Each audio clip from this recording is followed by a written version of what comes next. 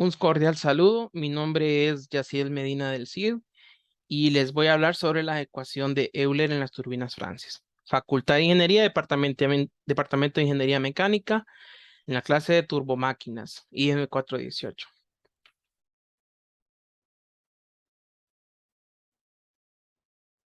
Vamos a tener que ¿qué son las turbomáquinas, verdad? Las turbomáquinas son aquellas máquinas de fluido en las cuales el intercambio de energía es debida a la variación del momento cinético del fluido al pasar por conductos de un órgano que se mueve con un movimiento de rotación dotado de álabes o paletas que se denomina rotor, ¿verdad? Entonces vamos a tener un fluido que contiene energía y vamos a tener un rotor al cual se transmite esa energía.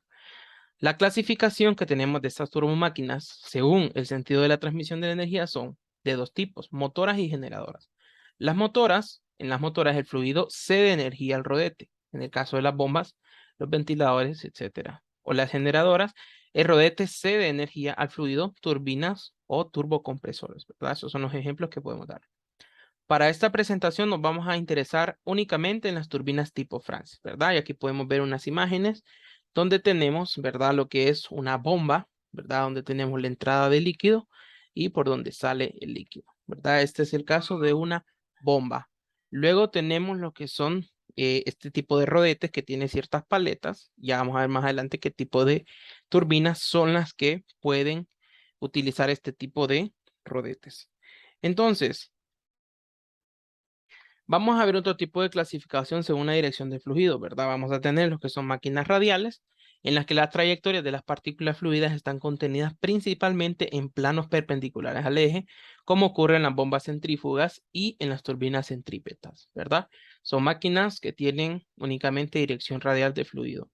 Luego están las máquinas axiales, en las que las líneas de corriente están contenidas en las superficies de la revolución de paredes paralelas, perdón, al eje. Esto es cilíndrica, o sea, vamos a ver que el fluido es netamente axial. Luego tenemos las máquinas mixtas o centrífugas, ¿verdad?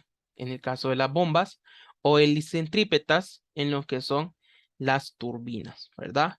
En estas máquinas las trayectorias están contenidas en superficies de revolución no cilíndricas, por lo que se acercan o alejan del eje a la vez que tienen un componente importante paralela a dicho eje, ¿verdad? Estamos hablando, aquí tenemos un ejemplo, vemos que por aquí entra el fluido y el fluido luego sale por los álabes, ¿verdad? Y siempre existe una componente radial y una componente axial, por lo tanto son máquinas mixtas, ¿verdad? O helicentrífugas o helicentrípetas.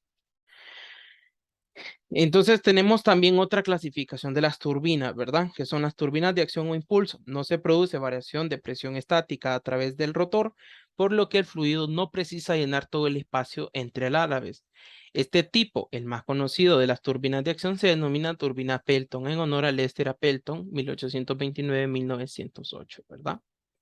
Luego tenemos las turbinas de reacción, que se produce una caída de presión estática en el rotor, por lo que el líquido debe llenar todo el canal entre álabes. Entonces, la diferencia entre estas dos turbinas es que en una tenemos, no hay caída de presión en el caso de las que son turbinas de acción y en las turbinas de reacción, en el caso de turbinas que sí cambia la presión, ¿verdad? Se disminuye la presión.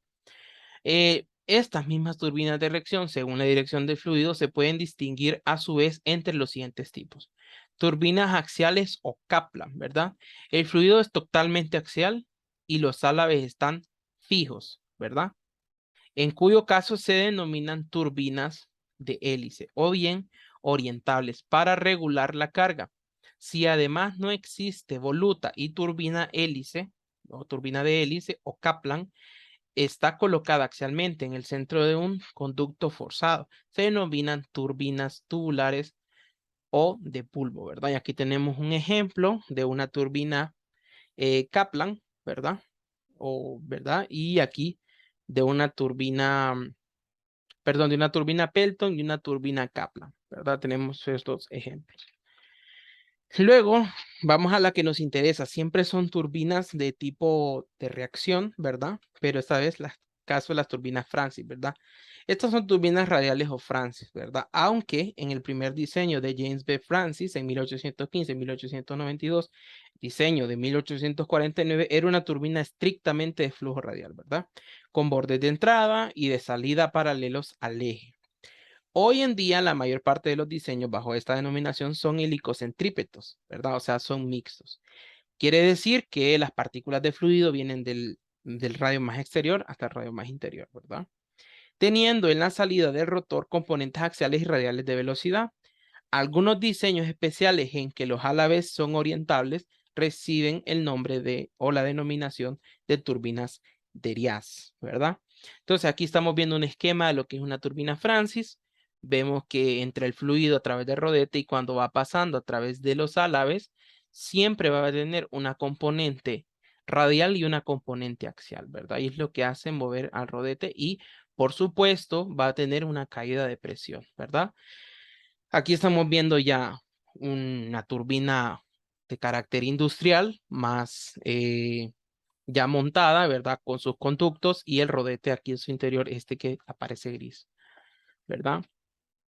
Luego, ya para entrar a lo que son datos, cálculos y ecuación de Euler, necesitamos indicar unas condiciones iniciales, ¿verdad? Consideraciones con las cuales se define la ecuación de Euler, ¿verdad? La primera es mantener un flujo másico constante. Lo que sucede al mantener un flujo volumétrico constante, ¿verdad? Porque sabemos que por lo menos los líquidos, en el caso particular del agua, es un flujo aproximadamente incompresible, ¿verdad? Entonces, se puede tomar esa condición inicial ideal, ¿verdad? Interacciones de calor y trabajo entre el volumen de control y su entorno tienen lugar a tasa constante, ¿verdad? Entonces tenemos luego que la velocidad uniforme, hay una velocidad uniforme en cualquier área normal del flujo, que no hay pérdidas por fricción en el rodete, hablamos de un rodete ideal, un número infinito de álabes, ¿verdad? Una guía perfecta del flujo. Entonces, aquí vamos a tener lo que es un diagrama, ¿verdad? Del rodete de una turbina Francis y que va a contener sus vectores de velocidad. Estamos hablando que aquí tenemos el perfil del álave, ¿verdad? Y aquí vamos a tener lo que es el vector radio, por lo menos para la entrada, y el vector radio para la salida. Vamos a tener el vector U sub 1, aquí podemos ver que es la velocidad absoluta del rodete en ese punto, ¿verdad? Vamos a tener la velocidad C1, que las velocidades son velocidad absoluta en el punto del rodete, ¿verdad? En ese punto la velocidad absoluta es C1. Luego vamos a tener W, que es la velocidad relativa del fluido al álave, que estamos viendo que es esta. Para este caso se ve tangencial a lo que es este perfil. Luego vamos a tener el alfa y el beta, ¿verdad? Que son los ángulos que se conforman, en el caso del alfa, entre el vector C y el vector U, ¿verdad? Tenemos también el vector beta, que es el ángulo que se forma entre los vectores W y menos U. Fijémonos que aquí tenemos U, pero si el vector fuera de aquí para acá, ¿verdad? Estaríamos hablando que el vector beta em, vendría siendo U, perdón, beta sub 2.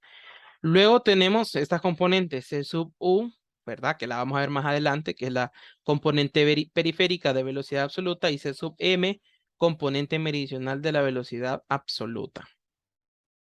Entonces, también tenemos aquí indicado lo que es la velocidad angular, ¿verdad? Vamos a tener la velocidad angular del rodete.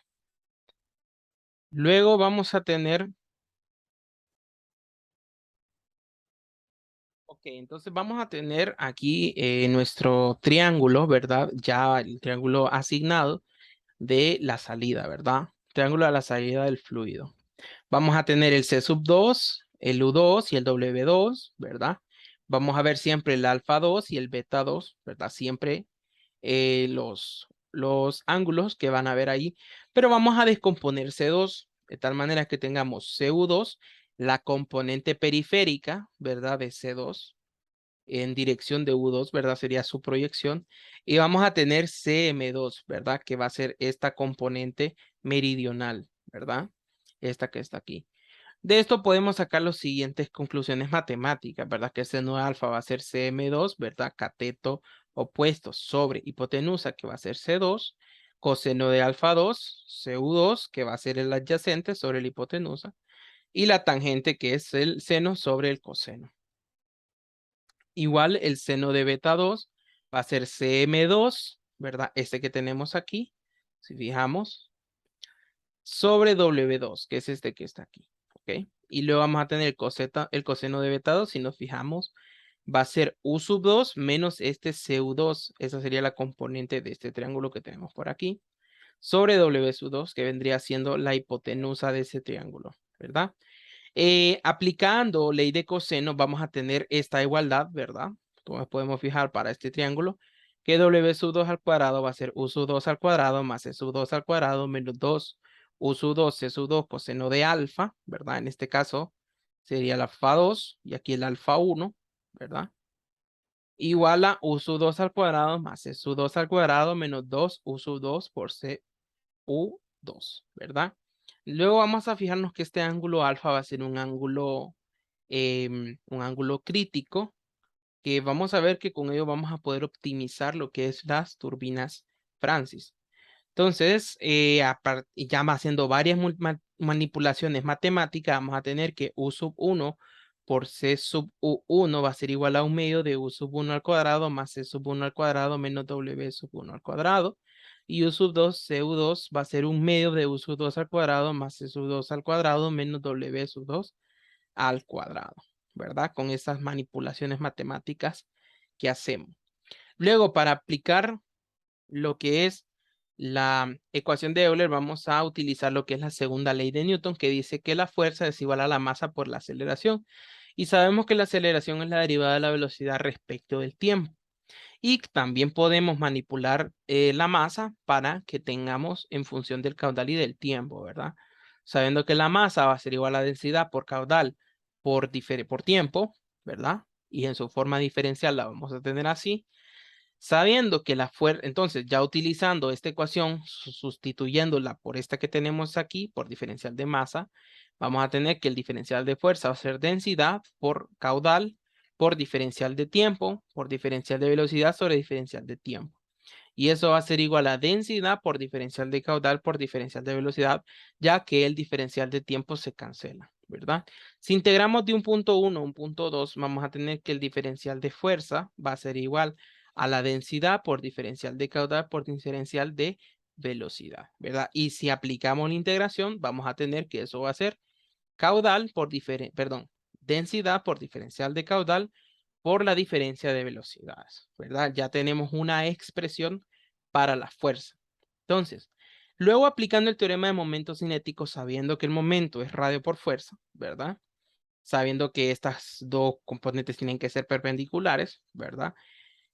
Vamos a tener que el diferencial de momento, ¿verdad? Si integramos y sustituimos aquí la fuerza por lo que teníamos nosotros, que era esto que teníamos aquí, y el radio que tenemos para cada componente de la velocidad, ese R1 o R2 que teníamos en las diapositivas anteriores, vamos a tener esta integral, ¿verdad? Que la integral del diferencial del momento va a ser la integral de la densidad por el caudal por CU2R2 menos CU2 por R1.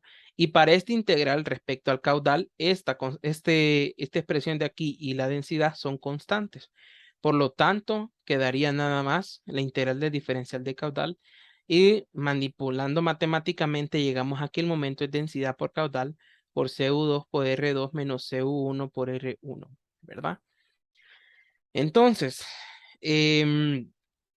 vamos a tener nosotros lo siguiente, ¿verdad? Que la potencia mecánica va a ser el momento por la velocidad angular, ¿verdad? Sabiendo que el momento ya lo teníamos previamente calculado, agarramos esta ecuación que está aquí, la sustituimos por aquí y vamos a tener que la potencia va a ser la densidad por caudal por CU2 por R2 menos CU1 por R1 por la velocidad angular. Y también teniendo el conocimiento de diapositivas anteriores, que la velocidad del rodete va a ser igual a la velocidad angular por el radio en ese punto del rodete, ¿verdad? Podemos sustituir esto en la primera ecuación y tener que la potencia va a ser igual a densidad por caudal por CU2 por U2 menos CU1, perdón, por U1, ¿verdad? ya reemplazando esto que tenemos por aquí, ¿verdad?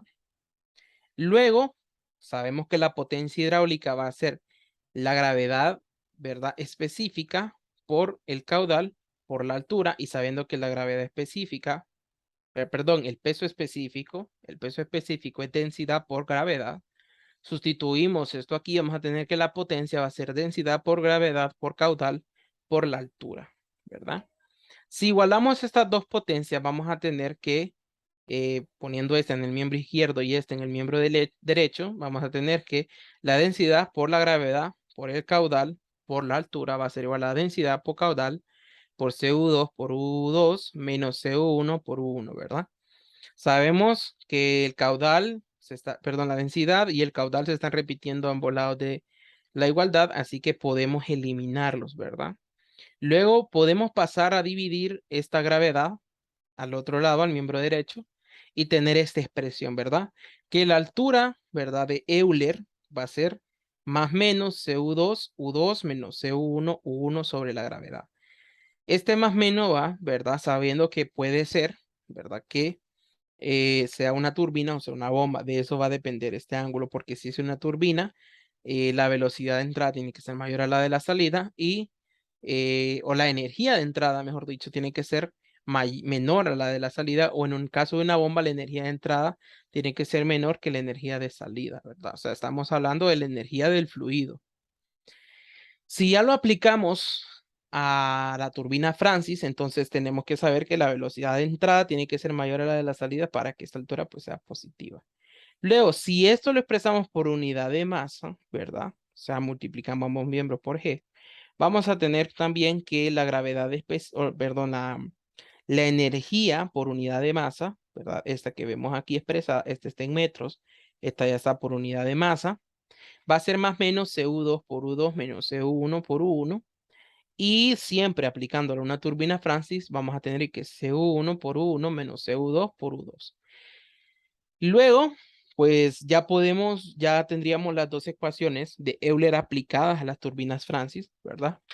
Y podemos también dar una expresión o dar un consejo, ¿verdad? Según las bibliografías citadas, para optimizar una turbina Francis, ¿verdad? Que decimos que para condiciones óptimas de la turbina Francis se recomienda que alfa sub 2 sea aproximadamente igual a 90 grados. Por tanto, en este caso C2 va a ser igual a la componente meridional de C2 y CU2 va a ser igual a 0, ¿verdad? Ya no va a haber una componente de C en U, ¿verdad? La proyección va a ser 0. Por lo tanto, esa energía por unidad de masa va a ser U sub 1 por CU1, ¿verdad? Solo multiplicando las componentes periféricas, ¿verdad? O lo que vendría siendo, perdón, lo que vendría siendo la velocidad del rodete por la velocidad U1, ¿verdad? Esta velocidad que están aquí. Con eso vamos a poder nosotros calcular lo que es la energía del, la energía que vamos a tener por unidad de masa, ¿verdad? Y pues esto sería todo, ¿verdad? Simplemente vamos a citar la bibliografía, ¿verdad? Claudio Mataix, ¿verdad? 2009, turbinas hidráulicas, bombas y ventiladores de la Universidad Pontificia de Comillas, ¿verdad? Comillas, capítulo 3.11, 3 y 11. Zamora B y Viedma A, 2016, máquinas hidráulicas, teoría y problemas, Blas Zamora Parra y Antonio Viedma Robles, Cartagena, Universidad Politécnica de Cartagena, citando el capítulo 1. Muchas gracias por su atención.